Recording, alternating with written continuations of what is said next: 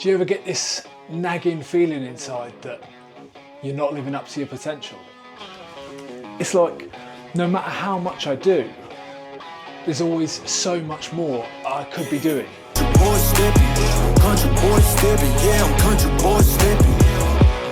But the weird thing is, the older I get and the more things I have done, this feeling isn't going away.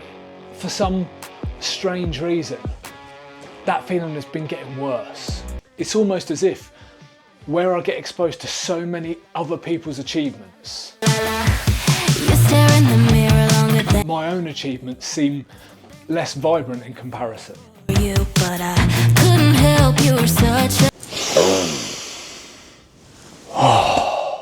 But what if all this, these nagging doubts and inadequacies, are an inescapable consequence of growing up with this?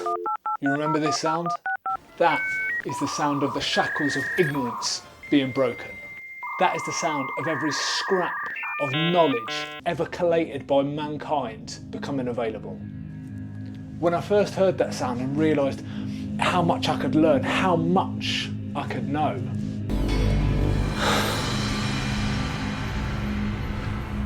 I know Kung Fu. Show me. everything changed. Before that sound, your world was the world. The best footballer at your school was, other than the pros, the best footballer you'd ever seen. But suddenly there was all this. And all those nice, warm, fuzzy feelings we get from being the big fish in the small pond suddenly had a big problem. See, that is the sound of your small pond connecting with every other small pond on the planet, merging to become one single, giant, globe-spanning ocean. And now, everywhere we go, we can reach into our pockets and expose ourselves to every one of the single highest achievements humanity has to offer. And somewhere in the synapses of our little chimp brains, we can't help but draw comparisons. Now, comparison is not a new human instinct. We're a social species, and understanding the hierarchy that surrounds us has always been essential to our survival. But the scale. We used to have a small tribe of people to compare ourselves to, but now we've got everyone. And not only is my chimp brain making these comparisons, it's making them in the most unfair way possible. Up here, over the bar. Spare me. With all the context of the comparison conveniently overlooked. But each time I hear the voice in my head saying, I could do that, the foundation that sentence lives on is, here's just one more thing that I'm not doing. Never mind that I never compare downwards with the same ferocity that I compare upwards. I'm not even measuring myself against actual individual people anymore. I'm measuring myself against the curated composite highlights of the best that 8 billion people have to offer. No wonder I feel that warm tightness growing at the base of my skull, where feelings of anxiety and inadequacy begin to take root. But lately, I've had this epiphany. Watching someone being good at something, and even knowing what they do behind the scenes to be good at that thing, is neither the same as me being good at it myself, nor even having the potential capacity to be good at it.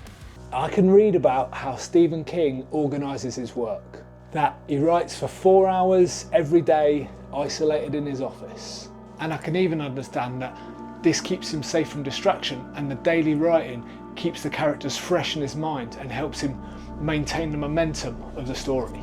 But knowing these things and even understanding the mechanism behind why they work doesn't make me a best-selling author. And never mind the other things that I witness people being good at.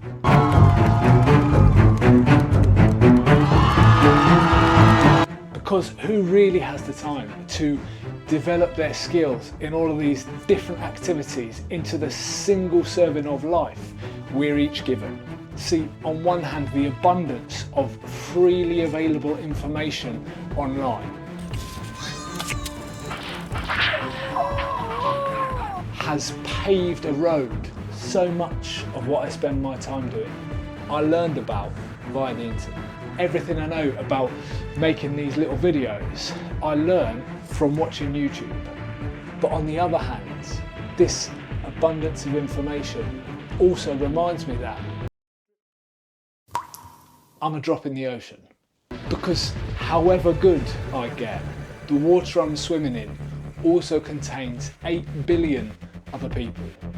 And some of them have spent their whole lives becoming extraordinary at whatever the latest thing I've discovered which has piqued my interest. And the catch-22 of the whole crazy situation, like a smoker having a cigarette to settle a cough. When the background drone of anxiety gets loud enough, how often do we find ourselves reaching for the very device which nurtured these feelings in the first place? Each little dopamine hit distracts us for the moment, but each hit also sinks the hook a little deeper. This voyeurism of other people's achievements, the automatic and unconscious highlighting of our own shortcomings, and the ensuing drive to optimise every aspect of our lives is a heavy burden to carry. Perhaps I'm not destined to be a saint, and the sweat I've spent on trying to replicate the contrast and achievements of these masters of opposing mountaintops is sweat for which I will never be rewarded. As we spread ourselves so thinly across too many goals, always looking at what they have with the green tint of jealousy in our eyes. Perhaps letting some gratitude flow through my limbs every once in a while can reset my perspective and remind me that the life I live now is the life I once could only dream of.